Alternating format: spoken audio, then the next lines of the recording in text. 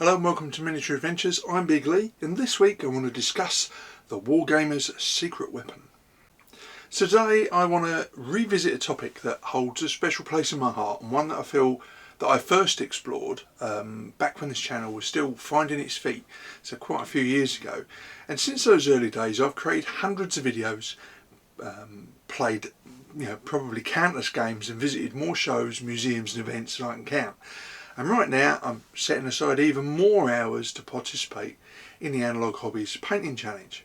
And none of this would be possible without the unwavering support of my wife. It is for this reason that it could be argued that for many wargamers their most valuable asset isn't their collection of miniatures or their library of rulebooks. It's their partner and their family around them.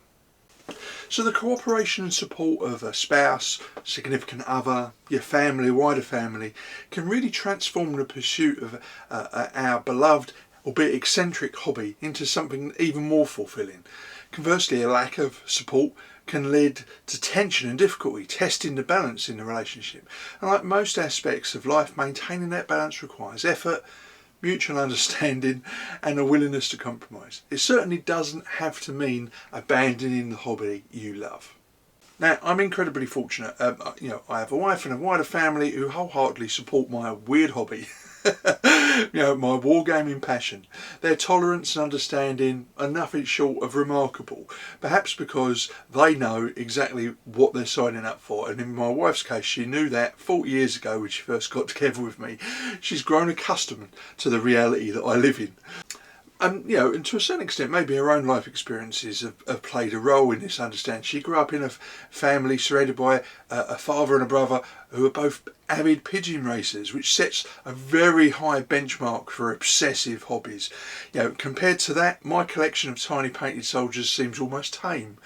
She often reminds me that my hobby makes me happy, and she's right. It's a source of joy, creativity and community that enriches my life and drains away the stresses of the day, and so she actually hasn't got any problem with that. Now, like many hobbies, wargaming can have its own obsessive aspects, of course it can, but it's also wonderfully multidisciplinary. It combines model building, painting, reading, writing, and even producing content for YouTube and other social media sites, of course. Now, I've long argued that these activities can be broken down into small, manageable chunks that with a bit of flexible thinking can fit around daily life and, more importantly, family commitments. So with the exception of the occasional away game or trips to shows, most of my hobby related activities happen right at home, and this flexibility ensures that my living, breathing family don't have to compete with my little metal men for my attention. Now, I should add that over the years I've made several attempts to include my wife directly in my hobby, into my wargaming pursuits. She's been incredibly patient and supportive of these efforts, but she's never going to be a wargamer. I've taken her to numerous game shows, large and small, where she enjoys watching her eccentric husband light up with enthusiasm for his passion. She has a sharp sense of humour and delights in teasing me about my hobby, and I'm happy to embrace the jokes. I know I'm a bit ridiculous, and I celebrate it. It's exactly who I am. But the reality is, she's never going to be a wargamer. I don't think she's ever stepped foot inside this room, except perhaps to collect a pack of parcels at Christmas when I've been storing stuff in here. She's certainly never watching one of these videos, so if any of you are thinking I'm doing this video to suck up to her, it's a completely wasted effort. She's never watched any of my videos, no matter how long or short or how much work I put into them, and that's fine. That's my passion, not hers. And I say, she has been to some shows with me, and one of her favourite activities is actually rummaging through the bring and buy stalls with me. She has a very keen eye for spotting hidden treasures and often finds items that I've overlooked, and her willingness to dive into bookshops and antique stores and boot sales in search of wargaming relics makes her an invaluable partner in my weird hobby. Indeed, she has come back from many shopping trips on her own with a book or a toy of some kind for her big kid back home. Now, her support and the support of my family extends way beyond just mere enthusiasm. Financially, she's been incredibly accommodating. We're fortunate to be in a position where we can allocate some disposable income to our respective interests. I have a fixed monthly budget for my Wargaming expenses, and as I recently mentioned, I supplement that with some income from advertising on this channel, and she never ever questions my purchases, no matter how peculiar they may seem. If a parcel turns up, fine, she has no issue with it. And in return, I'm equally supportive of her passion for collecting cookbooks. Her collection has grown to several thousand books, I'm not kidding, and I'm happy to see her derive as much joy from her hobby as I do from mine. So of course I have to ask, do you also have a tolerant and supportive partner? Or at the very least, do they accept your hobby as part of who you are? Or has wargaming ever been a bone of contention? Or worse still, the cause of a breakup or argument? As always, I'd love to hear what you think in the comments below. So we're going to skip straight to a Workbench update, and more Russian infantry have marched across my painting desk this week, leaving me clear to get started on more interesting units such as artillery and some cavalry. I'm still slowly cleaning and priming the figures I got for Christmas, and at some point this week I'll place an order for the last units for my army. Yeah, who am I kidding? They ain't going to be the last, that's for sure. Now this is my set. I've painted a second line unit of infantry / musketeers for the retreat from Moscow. The models are from North Star's Muskets and Tomahawks range. In fact, all the stuff I've painted so far, apart from a few officers, has been from North Star. And to slightly differentiate them from the almost identical unit that I painted a couple of weeks ago, I've changed the colour of their waterproof Shako covers just ever so slightly, so they stand out as being slightly different. In every other respect, these are painted just like the first unit.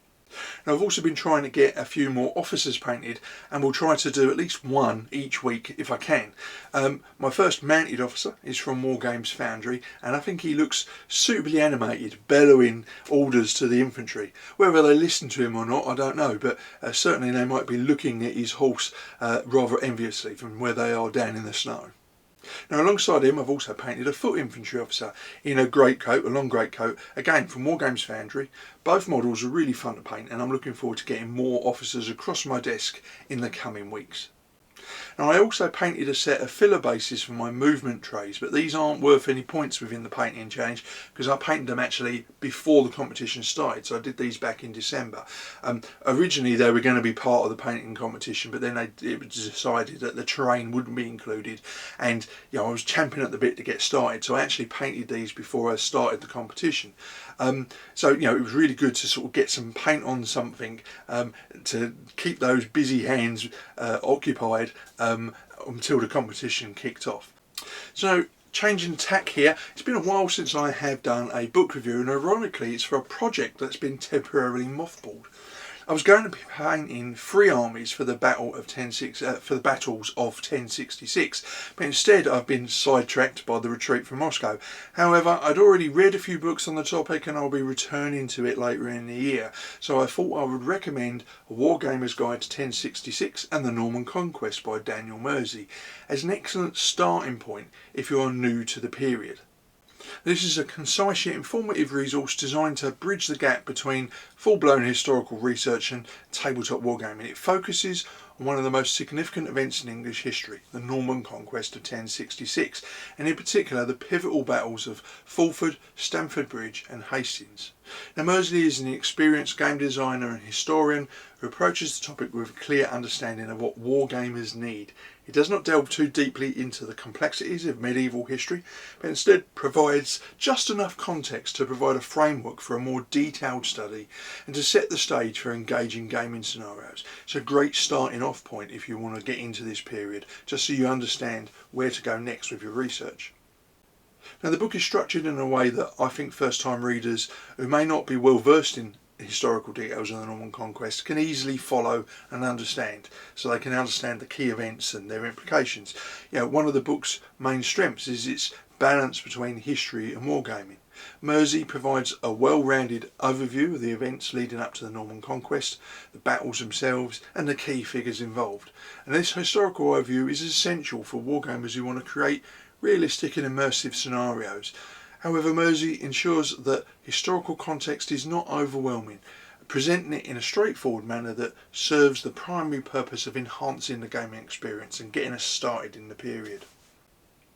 Now the book is organised into several sections, each focusing on a specific aspect of the conquest. Mersey begins with an overview of the year 1066, setting the scene with the death of Edward the Confessor and the subsequent succession crisis. It then moves on to detailed descriptions of the three major battles, offering insights into the tactics, terrain and troop compositions. And these sections are particularly valuable for wargamers as they provide concrete details that can be directly translated onto tabletop scenarios. Mersey also addresses the challenges of recreating medieval battles in a wargaming context. It offers advice on how to simulate the asymmetrical nature of the conflicts where the different forces involved, the Anglo-Saxons, the Vikings and the Normans, had distinct strengths and weaknesses. His suggestion for troop classifications, battlefield layouts and victory conditions are practical, and victory conditions are tailored to the needs of gamers who want to balance historical accuracy and playability. Now, one notable aspect of the book is its accessibility. Mersey writes in a clear and engaging style that makes the content approachable for both seasoned wargamers and newcomers alike. The book is not bogged down by overly technical language or dense academic analysis, which can sometimes be a barrier to getting into a new period. Instead, Mersey focuses on delivering practical advice and inspiration, encouraging readers to adapt the scenarios to their preferred playing rule system and gaming styles. Now, while Mersey provides a solid foundation for recreating the 1066 battles, those looking for in-depth analysis or extensive scenario options might find the book lacking a little bit, but as I say, this is why I describe it as a really good starting point more than a comprehensive guide, offering a springboard to further exploration rather than an exhaustive treatment of the topic. So in conclusion, A Wargamer's Guide to 1066 and the Norman Conquest, I think is a valuable resource for anyone interested in bringing this critical period of history to the tabletop, particularly if you're brand new to the period and want a really good primer to get you started. Daniel Mersey successfully combines historical context with practical wargaming advice, making it a useful starting point for any wargamer interested in medieval warfare. So that's it for this week. As always, please join the conversation in the comments below. And if you enjoyed the video, please like, subscribe and share. And if you want to keep up to date with weekly content from this channel, please tap the bell notification icon. So until next week, stay safe, keep gaming, look after your significant others because they'll make a difference in your hobby, and of course, keep rolling high.